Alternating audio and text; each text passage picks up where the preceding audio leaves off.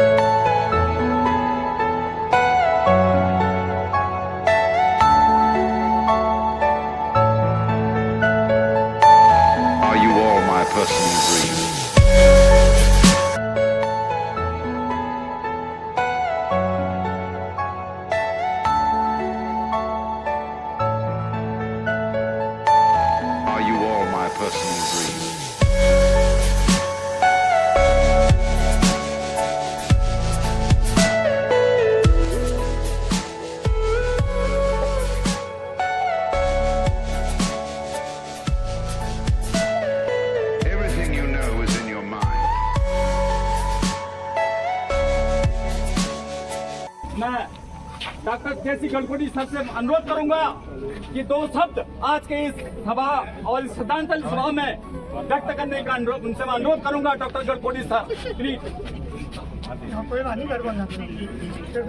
मेरी आवाज आप तक पहुंचती है नहीं? मेरे चिकित्सा विज्ञान से जुड़े हुए साथियों, ये अभूतपूर्व प्रदर्शन हमारी शक्ति का प्रदर्शन है। हमारी यूनिटी, हमारी एकता ये हमेशा के लिए बनी रहनी चाहिए। जो बंगाल में हुआ है ये कल कहीं भी हो सकता है। कलकत्ता की घटना, आज एक कलकत्ता बंगाल स्टेट है, कल कोई दूसरा स्टेट हो सकता है, कल एक मेडिकल कॉलेज है, कोई दूसरा इंस्टीट्यूशन हो सकता है। तो ध्यान रहिए, मेरी बात को समझिए, जीरो टॉलरेंस रखिए, zero tolerance towards any violence.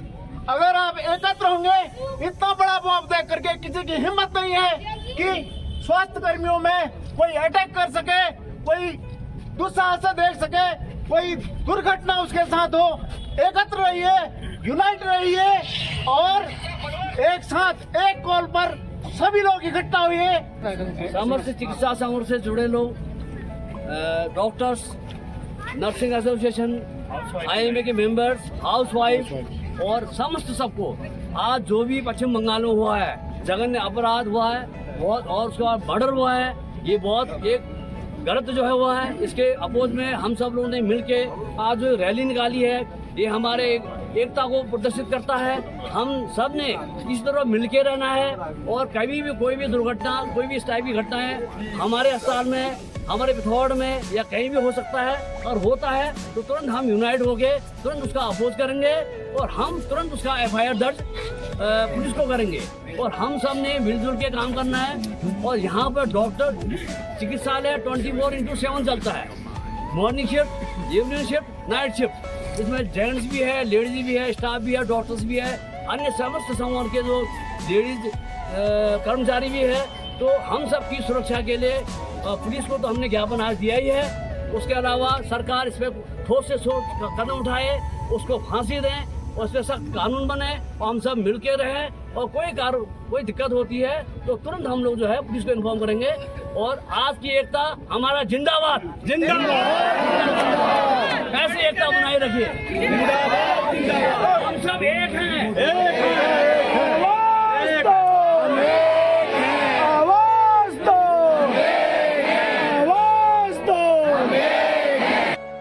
Doctor आकांक्षा आवाज माननीय उपस्थित सभी वरिष्ठ चिकित्सा अधिकारीगण, हाउसवाइफ्स, उपस्थित नर्सिंग संवर्ग, फार्मेसी संवर्ग, लैब टेक्नीशियंस, वार्ड बॉयज, सफाई कर्मी, एनएचएम कर्मचारी, आउटसोर्स कर्मचारी, हमारे इस महान शहर की जागरूक जनता, अगर किसी का नाम छूट जाए तो मुझे माफ कर दीजिएगा।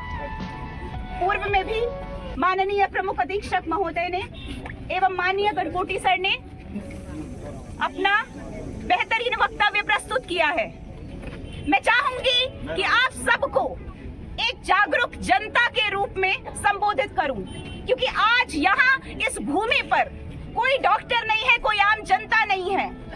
हर कोई बस सत्य का परिचायक है, जो सत्य की मशाल लेकर खड़ा है उस अन्याय के विरुद्ध, उस जघन्य अपराध के विरुद्ध जो कोलकाता की भूमि पर हुआ।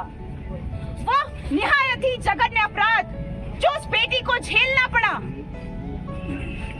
उसके माँ बाप की क्या हालत होगी, उसके सहकर्मी खून के आंसू रोते हैं, उसके भाई बहन विलाप करते नहीं थक रहे, और साथ ही साथ ये पूरा देश मातम मना ही रहा है। और साथ में जिनकी रूह कांपी है, तो एक तरफ खून भी खौल उठा है, और इस खून के खौलती गर्माहट को ठंडा ना होने दें, क्योंकि आज की बात नहीं है।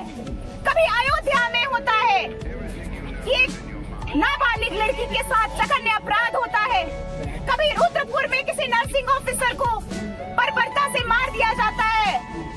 बांग्लादेश में हो रही हिंसा से तो कोई अछूता है ही नहीं।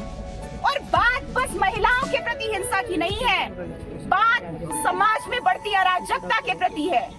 बात है उस जुल्म के खिलाफ, जो जुल्म आज इतना ताकतवर समझने लगा है खुद को कि उसके सामने सत्य की परिपाटी भी कमजोर पड़ने लगी है। उस घर में अब बस उस डॉक्टर की तस्वीर ही रह गई है। उसके माँ बाप उसकी खूबसूरत मुस्कान को तरसते हैं, उसके साथ को तरस रहे हैं, विलाप कर रहे हैं। पूरा देश अश्रुपूरित है। वो लड़की जो हमारे बीच नहीं रही, वो देश की बेटी जिसने अपने प्राण गंवा दिए, जिसको दरिंदों ने नोच नोच कर खत्म कर दिया, उस बेटी की अंतरात्मा से एक गुहार निकलती है। उस गुहार को मैं शब्दों में पिरोकर आप लोगों के समक्ष प्रस्तुत करना चाहूंगी। समय कम था, भावनाएं ज्यादा थी, तो मैंने पन्नों पे उकेर दी।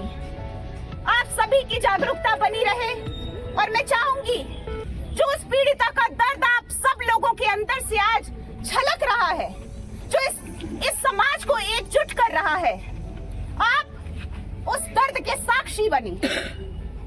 वो पीड़िता की तस्वीर जो आज भी उस घर पे टंगी है, वो जब उसके माँ बाप को रोते बिलखते हुए देखती है, तो वो असहाय होकर हुक्मरानों से सवाल करती है, अपने दर्द को बयां करती है। क्या है उसका दर्द? वो कहती है कि मेरी माँ आजकल सो नहीं पाती। हाँ, मेरी माँ आजकल सो नहीं पाती। बहुत पढ़ाया लिखाया, मुझे डॉक्टर बनाया, मुझे सक्षम करने के लिए हर संघर्ष अपनाया। उनकी आंखों से ओझल मैं हो नहीं पाती। हाँ, मेरी माँ सो नहीं पाती। मुझे पढ़ने को भेजा था, सपना सजाए, माथे पर विजय तिलक अपना लगाए, मैंने भी मान रखा। कोट पर एक दिन आला लटका ही लिया, और सफेद कोट पर मैंने भी आला एक दिन लटका ही लिया। हाँ, अपने नाम के आगे, हाँ, आपके नाम के आगे दिन रात मेहनत कर मैंने डॉक्टर अटका ही लिया। उस गौरवान्वित छवि को मेरी माँ, उस गौरवान्वित छवि को मेरी माँ खो नहीं पाती। हाँ, मेरी माँ आजकल सो नहीं पाती। मुझे उन्होंने बोलकर भेजा था कि जागते ही रहना, नाइट ड्यूटी में दुख उनके बांटते ही रहना। वो जो बीमार मरीज तड़पते हुए आएंगे, उनकी सेवा में अपना सुख त्यागते ही रहना। पर डॉक्टर थी मैं, पर डॉक्टर थी, भगवान नहीं। मैं थकने लगी, सेमिनार हॉल की तरफ आंखें तकने लगी। सोचा आती हूँ, सोचा जरा आती हूँ, फिर सेवा करूंगी सुकून से। सोचा आती हूँ, फिर सेवा करूंगी सुकून से। क्या पता था रात ये रंगेगी मेरे खून से। हाँ दरिंदगी वहाँ, हाँ दरिंदगी वहाँ मेरी ताक लगाए बैठी थी। हाँ दरिंदगी वहाँ मेरी ताक लगाए बैठी थी। इंसान की दानवता कब से झांक लगाए बैठी थी। घिनौनी बर्बरता के हत्थे यूं चढ़ जाऊंगी। क्या पता था मुझे, क्या पता था मुझे इतनी दर्दीली मौत पाऊंगी। मेरी अंतिम अवस्था, मेरी अंतिम अवस्था ही उनको दहलाती है। तभी मेरी माँ आजकल सो नहीं पाती है। छाती फटती है उनकी, छाती फटती है उनकी मेरा हश्र देखकर। आंसू थमते नहीं है ये शिकस्त देखकर। क्या गुनाह था मेरा, क्या गुनाह था मेरा कि मैं डॉक्टर थी, दिन रात सेवा देने के लिए तत्पर थी, या लड़की होने का गुनाह कर दिया। क्या गुनाह था मेरा कि मैं डॉक्टर थी, दिन रात सेवा देने के लिए तत्पर थी, या मैंने लड़की होने का गुनाह कर दिया, या यूं शिक्षा से प्यार बेपनाह कर दिया। कितने संघर्षों के बाद मैंने ये पाया था। हाँ कितने संघर्षों के बाद मैंने ये पाया था, और बदले में देश मेरे तू ये लेकर आया था। कितने संघर्षों के बाद मैंने ये पाया था, और बदले में देश मेरे तू मौत लेकर आया था। सफेद एप्रन पर मेरे खून के धब्बे मेरी माँ धो नहीं पाती, इसीलिए मेरी माँ आजकल सो नहीं पाती। मेरे पिता मेरी डायरी के पन्नों को पढ़ते हैं। मेरे पिता मेरी डायरी के पन्नों को पढ़ते हैं। उनको यकीन नहीं होता, भगवान से रोज लड़ते हैं। गुनहगारों ने तो उनको बहुत गहरा छोड़ दिया, उनकी सुंदर सी बेटी का गला घोंट दिया। जिन खूबसूरत आंखों में उस पिता के सपने थे, जिन खूबसूरत आंखों में उस पिता के सपने थे, उन आंखों से दरिंदों ने खून की नदियां बहा दी। मेरी आबरू, मेरे इरादे, मेरे सपने, मेरे जिस्म दरिंदों ने सारी नोच नोच कर खा दी। मैं गुरूर थी मेरे पिता का, मैं गुरूर थी उनका, एक पल में तोड़ दिया। मेरे पिता को भीषण यातना से जोड़ दिया। मेरे पिता शुद्ध है, मैं उनको बहुत प्यारी थी। आज जो खून से लथपथ है वो उनकी राज दुलारी थी।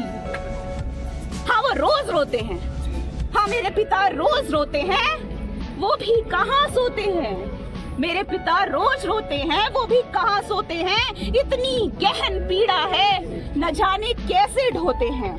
ऐ मेरे देश तू अब तक चुपचाप बैठा है, ऐ मेरे देश तू अब तक चुपचाप कैसे बैठा है।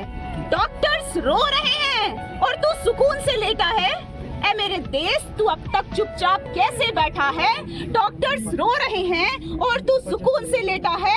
क्या रोज मरती निर्भया को देखना सीख लिया, क्या रोज रोज मरती निर्भया को देखना सीख लिया, या बेटी की चिता पे आग सेकना सीख लिया। क्या रोज मरती निर्भया को देखना सीख लिया, या बेटी की चिता पे आग सेकना सीख लिया। हाँ वो भी खून से सनी एक दिन लेटी हो सकती है। हाँ वो भी खून से सनी एक दिन लेटी हो सकती है। जहाँ आज मैं हूँ वहाँ कल आपकी बेटी हो सकती है। और बात बस मेरी नहीं है, बात बस मेरी नहीं है, डॉक्टर्स का यही हाल है। इस आजाद मुल्क में हर स्वास्थ्य कर्मी बदहाल है। बात बस मेरी नहीं है, डॉक्टर्स का यही हाल है, बल्कि इस आजाद मुल्क में हर स्वास्थ्य कर्मी बदहाल है। वो जो दिन रात लोगों की जान बचाता है, वो जो दिन रात लोगों की जान बचाता है, अक्सर जान का खतरा उसी पर मंडराता है। लोग गुस्से में अस्पताल की दीवारें तोड़ देते हैं, लोग गुस्से में अस्पताल की दीवारें तोड़ देते हैं, नशे में धुत होकर सारी मर्यादा छोड़ देते हैं। तो आज दर्द से कराह कर मैं ये पुकार भरती हूँ, तो आज दर्द से कराह कर मैं ये पुकार भरती हूँ। हुक्मरानों से आज मैं ये सवाल करती हूँ कि दूसरों की चोटों पर मरहम लगाने वाला आखिर कब तक चोटें खाता रहेगा कि दूसरों की चोटों पर मलहम लगाने वाला आखिर कब तक खुद चोटें खाता रहेगा? और हाँ, कब तक इस देश का स्वास्थ्य कर्मी पगार में मौत पाता रहेगा? और इस पीड़ा की घड़ी में भी अगर हमने आज ये परिवर्तन का सिलसिला शुरू नहीं किया तो हम सुभाष चंद्र बोस के वंशज कैसे कहलाएंगे? और हम भगत सिंह को आखिर क्या मुंह दिखाएंगे? और हम भगत सिंह को आखिर क्या मुंह दिखाएंगे? धन्यवाद। देवभूमि न्याय करो, न्याय करो, न्याय करो। देवभूमि न्याय करो, न्याय करो, न्याय करो। भारत माता न्याय करो, न्याय करो, न्याय करो। बड़े दुख की बात है कि हम इस रामलीला मैदान में 14 अगस्त को हुए उस जघन्य अपराध के लिए यहाँ पे एकत्रित हुए हैं, लेकिन उसके अलावा एक हर्ष का पल भी है कि एक आवाज पर आप सभी लोग एकत्रित होकर यहाँ पर पहुंचे हैं। और आने वाले समय में आप लोगों ने बताया है कि पिथौरागढ़ में अगर हम लोगों के साथ, आप लोगों के साथ अगर कोई अत्याचार होगा तो हम चुप होने वाले नहीं हैं। आज मैं देख रहा था कि जब एक मोमबत्ती की लौ आपके हाथों पे लग रही थी तो आप उफ कर रहे थे, तो मुझे अंदेशा हो रहा था उस बिटिया का जिसके साथ वो जघन्य अपराध हुआ होगा, उस पर उस रात कैसी बीती होगी। मैं इतना ही कहना चाहता हूँ कि आप सभी का आभार प्रकट है। आप सोशल मीडिया, फेसबुक के माध्यम से केवल आज ही नहीं, इस लड़ाई को लगातार लड़ते रहिए जब तक कि उन दरिंदों की पहचान नहीं होती, उनको फांसी नहीं मिलती। पुनः दवा से लेकर मेडिकल से जुड़े सभी साथियों का बहुत बहुत धन्यवाद। 2 मिनट का मौन प्लीज, श्रद्धांजलि।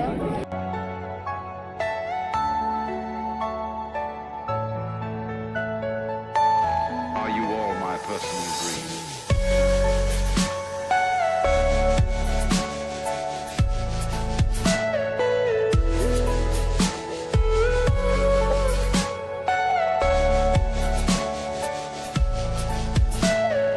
Everything you know is in your mind.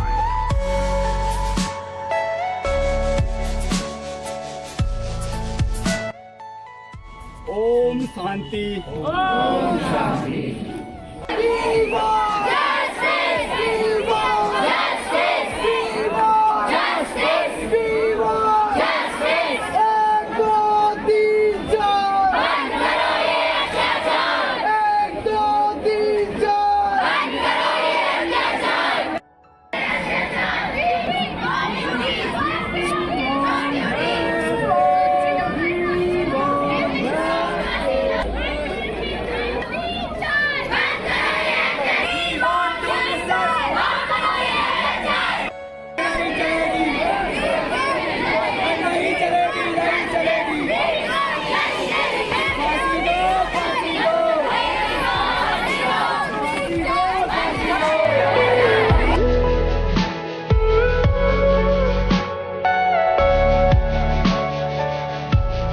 तो स्वास्थ्य विभाग के कर्मचारियों का तो हो चुका है कैंडल मार्च, अब एक और आ रही है नीचे से, वो भी दिखाते हैं आप लोगों को।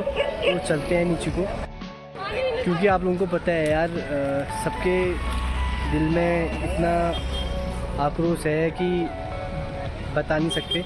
और सब अपने अपने रास्ते, सब लोग सपोर्ट में आए हैं, उतरे हैं मैदान में। तो बाकी वही दिखाएंगे आप लोग।